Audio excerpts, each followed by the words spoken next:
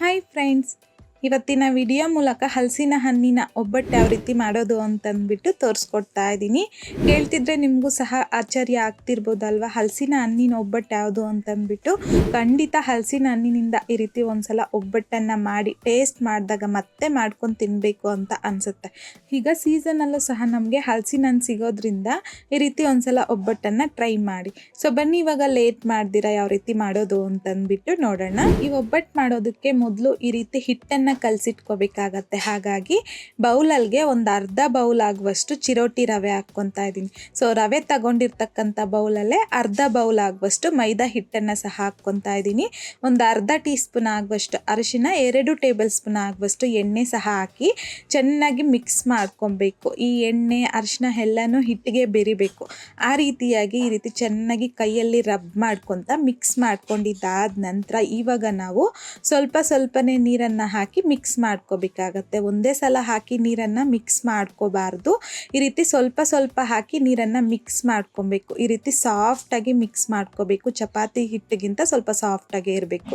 ಈ ರೀತಿ ಮಿಕ್ಸ್ ಮಾಡ್ಕೊಂಡಿದ್ದಾದ ನಂತರ ನೀರನ್ನು ಹಾಕಿ ಒಂದು 1/4 ಕಪ್ ಆಗುವಷ್ಟು ಎಣ್ಣೆನ ಸಹ ಹಾಕಿ ಒಂದು 5ರಿಂದ 6 ನಿಮಿಷ ಹಿಟ್ಟನ್ನು ಚೆನ್ನಾಗಿ ನಾದ್ಕೊಳ್ಳಿ. ಹಿಟ್ಟು ಬಂದು ಸಾಫ್ಟ್ ಆಗಬೇಕು.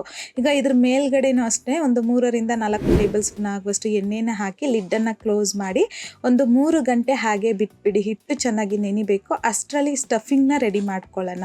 ಈಗ ಮಿಕ್ಸಿ ಜಾರಲ್ಗೆ ಒಂದು 5ರಿಂದ 6 ಏಲಕ್ಕಿ ಹಾಕ್ಕೊತಾ ಇದ್ದೀನಿ. ಹಾಗೆಯೇ ರವೆ ಮೈದಾ ಯಾವ ಬೌಲಲ್ಲಿ ತಗೊಂಡಿದ್ದೀನೋ ಅದೇ ಬೌಲಲ್ಲಿ 1 ಬೌಲ್ ತುಂಬ ಸಣ್ಣದಾಗಿ ತುರಿದಿರ್ತಕ್ಕಂಥ ಹಸಿ ಕೊಬ್ಬರಿನ ಹಾಕ್ಕೊತಾ ಇದ್ದೀನಿ. ಸೊ ನೀರು ಹಾಕಬಾರ್ದು. ಹಾಗೆಯೇ ಮಧ್ಯದಲ್ಲಿ ಮಿಕ್ಸ್ ಮಾಡ್ಕೊತ ಇದನ್ನು ಗ್ರೈಂಡ್ ಮಾಡ್ಕೋಬೇಕು. ಸೊ ಎಷ್ಟು ಸಾಧ್ಯವಾಗುತ್ತೋ ಅಷ್ಟೊಂದು ಸ್ಮೂತಾಗಿ ಈ ರೀತಿ ಹಸಿ ಕೊಬ್ಬರಿನ ಗ್ರೈಂಡ್ ಮಾಡ್ಕೊಂಡಿದ್ದಾದ ನಂತರ ತಗೊಂಡು ಒಂದು ಬೌಲಲ್ಗೆ ತೆಗೆದು ಪಕ್ಕಕ್ಕೆ ಇಟ್ಕೊಳ್ಳಿ. ಈಗ ಆಲ್ರೆಡಿ ನಾನಿಲ್ಲಿ ಹಲಸಿನ ಹಣ್ಣನ್ನು ಸಹ ಒಳಗಡೆ ಇರ್ತಕ್ಕಂಥ ಬೀಜನ ತೆಗೆದು ತಗೊಂಡಿದ್ದೀನಿ ನೋಡಿ. ಸೊ ಯಾವ ಬೌಲಲ್ಲಿ ಮೈದಾ, ರವೆ ಹಾಗೆಯೇ ಹಸಿ ಕೊಬ್ಬರಿ ಎಲ್ಲನೂ ತಗೊಂಡಿದ್ದೀರೋ ಅದೇ ಬೌಲಲ್ಲಿ 1 ಬೌಲ್ ತುಂಬ ನಾನಿಲ್ಲಿ ಹಲಸಿನ ಹಣ್ಣನ್ನು ತಗೊಂಡಿದ್ದೀನಿ. ಈ ಹಲಸಿನ ಹಣ್ಣು ಅಷ್ಟು ತುಂಬ ಹಣ್ಣಾಗಿರಬಾರ್ದು, ಹಾಗಂತಂದ್ಬಿಟ್ಟು ಗಟ್ಟಿಯಾಗೂ ಸಹ ಇರಬಾರ್ದು. ಈ ರೀತಿ ಸ್ವಲ್ಪ ಮೀಡಿಯಮ್ ಆಗಿ ಹಣ್ಣಾಗಿರಬೇಕು. ಈ ರೀತಿ ಹಣ್ಣಾಗಿರ್ತಕ್ಕಂಥ ಹಲಸಿನ ಹಣ್ಣನ್ನು ಮಿಕ್ಸಿ ಜಾರಲ್ಗೆ ತಗೊಂಡು ಈ ರೀತಿ ಸ್ಮೂತಾಗಿ ಪೇಸ್ಟ್ ಮಾಡ್ಕೋಬೇಕು. ಸೊ ಈ ರೀತಿಯಾಗಿ ನಾವು ಹಲಸಿನ ಹಣ್ಣಿನ ಪೇಸ್ಟನ್ನು ಸಹ ರೆಡಿ ಮಾಡ್ಕೊಂಡಿದ್ದಾದ ನಂತರ ತೆಗೆದು ಪಕ್ಕಕ್ಕೆ ಇಟ್ಕೊಂಡು ಈಗ ಕಡಾಯಿಗೆ 4 ಟೇಬಲ್ ಸ್ಪೂನ್ ಆಗುವಷ್ಟು ಚಿರೋಟಿ ರವೆನ ಸಹ ಹಾಕ್ಕೊಂಡು ಲೋ ಫ್ಲೇಮ್ನಲ್ಲಿ ಮಿಕ್ಸ್ ಮಾಡ್ಕೊತ ಈ ರವೆ ಈ ರೀತಿ ಗೋಲ್ಡನ್ ಕಲರ್ ಬರೋವರೆಗೂ ಫ್ರೈ ಮಾಡ್ಕೊಳ್ಳಿ. ಸೊ ಈ ರೀತಿಯಾಗಿ ಚೆನ್ನಾಗಿ ರವೆನ ಸಹ ರೋಸ್ಟ್ ಮಾಡ್ಕೊಂಡಿದ್ದಾದ ನಂತರ ಒಂದು ಪ್ಲೇಟಲ್ಗೆ ತೆಗೆದಿಟ್ಕೊಳ್ಳಿ. ಈಗ ಮೈದಾ, ರವೆ, ಹಲಸಿನ ಹಣ್ಣು ಹಾಗೆಯೇ ಹಸಿ ಕೊಬ್ಬರಿ ಎಲ್ಲನೂ ಯಾವ ಬೌಲಲ್ಲಿ ತಗೊಂಡಿದ್ದೀನೋ ಅದೇ ಬೌಲಲ್ಲಿ ಅರ್ಧ ಬೌಲ್ ಆಗುವಷ್ಟು ಬೆಲ್ಲ ಹಾಕ್ಕೊಂಡಿದ್ದೀನಿ. ಒಂದು 1/4 ಕಪ್ ಆಗುವಷ್ಟು ನೀರನ್ನು ಹಾಕಿ ಈ ರೀತಿ ಬೆಲ್ಲ ಪೂರ್ತಿಯಾಗಿ ಕರಗಿಸ್ಕೊಂಡು ಚೆನ್ನಾಗಿ ಕುದೀತಾ ಇರುವಂತಹ ಟೈಮಲ್ಲಿ ಗ್ರೈಂಡ್ ಮಾಡಿಟ್ಕೊಂಡಿರ್ತಕ್ಕಂಥ ಹಸಿ ಕೊಬ್ಬರಿನ ಸಹ ಹಾಕಿ ಮೀಡಿಯಮ್ ಫ್ಲೇಮ್ನಲ್ಲಿ ಈ ರೀತಿ ಸ್ವಲ್ಪ ಗಟ್ಟಿಯಾಗೋವರೆಗೂ ಮಿಕ್ಸ್ ಮಾಡ್ಕೊತ ಚೆನ್ನಾಗಿ ಬೇಯಿಸ್ಕೋಬೇಕು. ಸೊ ಈ ರೀತಿ ಗಟ್ಟಿ ಆದ ನಂತರ ಜೊತೆಗೆ ನಾವು ಹಲಸಿನ ಹಣ್ಣನ್ನು ಸಹ ಪೇಸ್ಟ್ ಮಾಡಿಟ್ಕೊಂಡಿದ್ದೀರಲ್ವ ಅದನ್ನು ಸಹ ಹಾಕಿ ಚೆನ್ನಾಗಿ ಮಿಕ್ಸ್ ಮಾಡ್ಕೊಳ್ಳಿ. ಒಂದ್ಸಲ ಮಿಕ್ಸ್ ಮಾಡ್ಕೊಂಡಿದ್ದಾದ ನಂತರ ಇದರಲ್ಲಿಗೆ ನಾವು ಸ್ಟಾರ್ಟಿಂಗಲ್ಲಿ ರವೆನೂ ಸಹ ರೋಸ್ಟ್ ಮಾಡಿಟ್ಕೊಂಡಿದ್ರಲ್ವ ಆ ರವೆನೂ ಸಹ ಹಾಕ್ಕೊಂಡು ಕೈ ಬಿಡದಂತೆ ಚೆನ್ನಾಗಿ ಮಿಕ್ಸ್ ಮಾಡ್ಕೊತ ಫ್ರೈ ಮಾಡ್ಕೋಬೇಕು. ಅಂದರೆ ಇದು ಸ್ವಲ್ಪ ಗಟ್ಟಿ ಆಗ್ತಾ ಬರಬೇಕು. ಸೊ ಈ ರೀತಿ ಮಧ್ಯದಲ್ಲಿ ಸ್ವಲ್ಪ ಗಟ್ಟಿ ಆಗುವಂತಹ ಟೈಮಲ್ಲಿ ಒಂದು 2 ಟೇಬಲ್ ಸ್ಪೂನ್ ಆಗುವಷ್ಟು ತುಪ್ಪನ ಸಹ ಹಾಕಿ ಚೆನ್ನಾಗಿ ಮಿಕ್ಸ್ ಮಾಡ್ಕೊತ ಇದು ಇನ್ನೂ ಪೂರ್ತಿಯಾಗಿ ಗಟ್ಟಿ ಆಗಬೇಕು. ಅಂದರೆ ತುಂಬ ಗಟ್ಟಿ ಅಂತಂದರೆ ತುಂಬ ಗಟ್ಟಿಯಾಗೂ ಸಹ ಇರಬಾರ್ದು. ಸೊ ಈ ರೀತಿ ಪ್ಯಾನಿಂದ ಸಪ್ರೇಟ್ ಆಗ್ತಾ ಇರುತ್ತೆ. ಸೊ ಈ ರೀತಿಯಾಗಿ ನಾವು ಹೂರ್ಣನ ರೆಡಿ ಮಾಡ್ಕೋಬೇಕಾಗತ್ತೆ. ಸೊ ನೋಡಿ ನಿಮಗೆ ತೋರಿಸ್ತಾ ಇದ್ದೀನಿ, ಉಂಡೆ ಕಟ್ಟಿದೆ, ಸಾಫ್ಟ್ ಆಗಿದೆ. ಸೊ ಈ ರೀತಿಯಾಗಿ ಹೂರ್ಣನ ರೆಡಿ ಮಾಡ್ಕೊಂಡಿದ್ದಾದ ನಂತರ ಫ್ಲೇಮ್ನ ಆಫ್ ಮಾಡಿಕೊಂಡು ಪೂರ್ತಿಯಾಗಿ ತಣ್ಣಗಾಗಲಿಕ್ಕೆ ಬಿಡಿ. ತಣ್ಣಗಾಗಿದ್ದಾದ ನಂತರ ನಾನು ನಿಮ್ಗೆ ಇಲ್ಲಿ ಹೂರ್ಣ ತೋರಿಸ್ತಾ ಇದ್ದೀನಿ ನೋಡಿ, ಕನ್ಸಿಸ್ಟೆನ್ಸಿ ಬಂದು. ಸೊ ಹೂರ್ಣ ಅನ್ನೋದು ಸಾಫ್ಟ್ ಆಗಿದೆ, ಕೈಗೂ ಸಹ ಅಂಟ್ಕೊತಾ ಇಲ್ಲ. ಸೊ ರೌಂಡ್ ಶೇಪಾಗಿ ಬರ್ತಿದೆ. ಸೊ ಈ ರೀತಿಯಾಗಿ ನಾವು ಹಲಸಿನ ಹಣ್ಣಿನಿಂದ ಹೂರ್ಣನ ರೆಡಿ ಮಾಡ್ಕೋಬೇಕಾಗತ್ತೆ. ಈಗ ನಾನಿಲ್ಲಿ 1 ನಿಂಬೆ ಹಣ್ಣಿನ ಸೈಜ್ ಆಗುವಷ್ಟು ಉಂಡೆನ ಮಾಡಿಕೊಂಡು ಆಲ್ರೆಡಿ ಪ್ಲೇಟ್ಗೆ ತೆಗೆದು ಪಕ್ಕಕ್ಕೆ ಇಟ್ಕೊತಾ ಇದ್ದೀನಿ. ಹೂರ್ಣನ ರೆಡಿ ಮಾಡ್ಕೊಂಡಿದ್ದಾದ ನಂತರ ಆಲ್ರೆಡಿ ಇಲ್ಲಿ ಹಿಟ್ಟು ಅಷ್ಟೇ ಒಂದು 3 ಗಂಟೆ ಆದಮೇಲೆ ತೋರಿಸ್ತಾ ಇದ್ದೀನಿ ನೋಡಿ, ನಮ್ಗೆ ಇಲ್ಲಿ ಹಿಟ್ಟು ಸಾಫ್ಟಾಗಿ ರೆಡಿ ರೆಡಿಯಾಗಿದೆ. ಈಗ ಮತ್ತೊಂದು 2 ನಿಮಿಷ ಚೆನ್ನಾಗಿ ನಾದ್ಕೋಬೇಕು.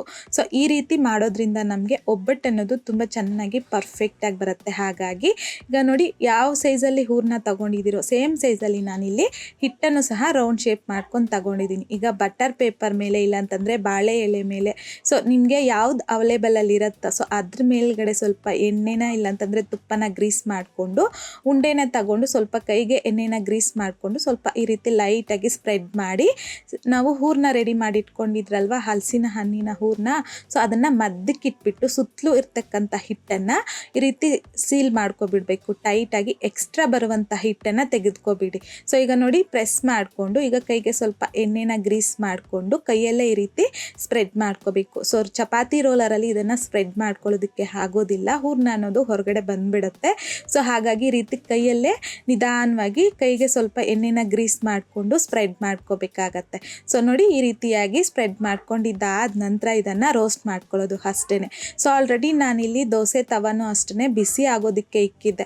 ದೋಸೆ ತವ ಬಿಸಿ ಆಗಿದ್ದಾದ ನಂತರ ಈ ರೀತಿ ನಾವು ಒಬ್ಬಟ್ಟನ್ನು ಸ್ಪ್ರೆಡ್ ಮಾಡಿ ಇಟ್ಕೊಂಡಿದ್ರಲ್ವ ಅದನ್ನು ಬಟರ್ ಪೇಪರ್ ಸಮೇತ ಹಾಕಿ ನಿಧಾನವಾಗಿ ಬಟರ್ ಪೇಪರ್ನ ರಿಮೂವ್ ಮಾಡಿಕೊಂಡು ಎಣ್ಣೆ ಇಲ್ಲಂತಂದರೆ ತುಪ್ಪ ಯಾವುದಾದ್ರೂ ಸಹ ನಿಮಗೆ ಇಷ್ಟ ಆಗುತ್ತಾ ಅದನ್ನು ಹಾಕಿ ಮೀಡಿಯಮ್ ಫ್ಲೇಮ್ನಲ್ಲಿ 2 ಕಡೆನೂ ರೋಸ್ಟ್ ಮಾಡ್ಕೋಬೇಕಾಗತ್ತೆ. ಈಗ ಮತ್ತೊಂದು ಕಡೆ ತಿರುಗಿಸ್ಕೊಂಡು ಎಣ್ಣೆ ತುಪ್ಪ ನಿಮಗೆ ಬೇಕು ಅಂತಂದರೆ ಜಾಸ್ತಿ ಹೆಚ್ಚು ಕಡಿಮೆ ನೋಡಿಕೊಂಡು ಹಾಕ್ಕೊಂಡು ಮೀಡಿಯಮ್ ಫ್ಲೇಮ್ನಲ್ಲಿ 2 ಕಡೆನೂ ಚೆನ್ನಾಗಿ ರೋಸ್ಟ್ ಮಾಡಿಕೊಂಡ್ರೆ ನಮಗೆ ಹಲಸಿನ ಹಣ್ಣಿನ ಒಬ್ಬಟ್ಟು ಅನ್ನೋದು ರೆಡಿಯಾಗೋಗುತ್ತೆ.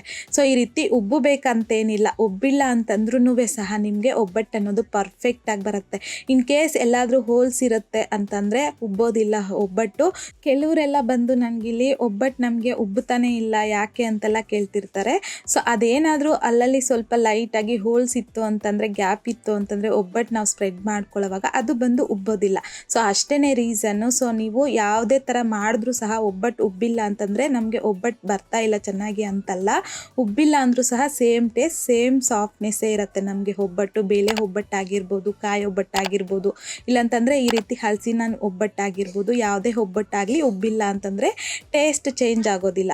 ಸೊ ಈಗ ನೋಡಿ ಎಲ್ಲ ಒಬ್ಬಟ್ಟನ್ನು ಸಹ ನಾನಿಲ್ಲಿ ರೆಡಿ ಮಾಡಿಕೊಂಡು ಸರ್ವ್ ಮಾಡ್ಕೊತಾ ಇದ್ದೀನಿ. ಸೊ ತುಂಬಾ ಚೆನ್ನಾಗಿರುತ್ತೆ. ಸೊ ಈ ಒಬ್ಬಟ್ಟು ಟೇಸ್ಟ್ ಬಂದು ಜೇನುತುಪ್ಪ ಇರುತ್ತಲ್ವ ಸೊ ಅದೇ ಥರ ಟೇಸ್ಟ್ ಇರುತ್ತೆ. ಯಾಕೆ ಅಂತಂದರೆ ನಾನು ಟೇಸ್ಟ್ ಮಾಡಿನೇ ನಿಮ್ಗೆ ಹೇಳ್ತಿರೋದು. ಸೊ ತುಂಬಾ ಚೆನ್ನಾಗಿರುತ್ತೆ, ಇದಕ್ಕೇನು ತುಪ್ಪನೇ ಬೇಕಾಗಿಲ್ಲ. ಸೊ ಜೇನುತುಪ್ಪ ಥರನೇ ಇರುತ್ತೆ ಸೇಮ್ ಈ ಒಬ್ಬಟ್ಟು ಬಂದು. ಸೊ ಹಾಗಾಗಿ ನೀವು ಸಹ ಮನೆಯಲ್ಲಿ ಹಲಸಿನ ಹಣ್ಣಿನ ಒಬ್ಬಟ್ಟು ಟ್ರೈ ಮಾಡಿದ್ದಾದ ನಂತರ ನಿಮಗೂ ಸಹ ಟೇಸ್ಟ್ ಯಾವ ರೀತಿ ಬಂತು ಅಂತಂದ್ಬಿಟ್ಟು ಮರೀದೆ ಕಮೆಂಟ್ ಬಾಕ್ಸಲ್ಲಿ ಕಮೆಂಟ್ ಮಾಡಿ, ಲೈಕ್ ಮಾಡಿ, ಶೇರ್ ಮಾಡಿ.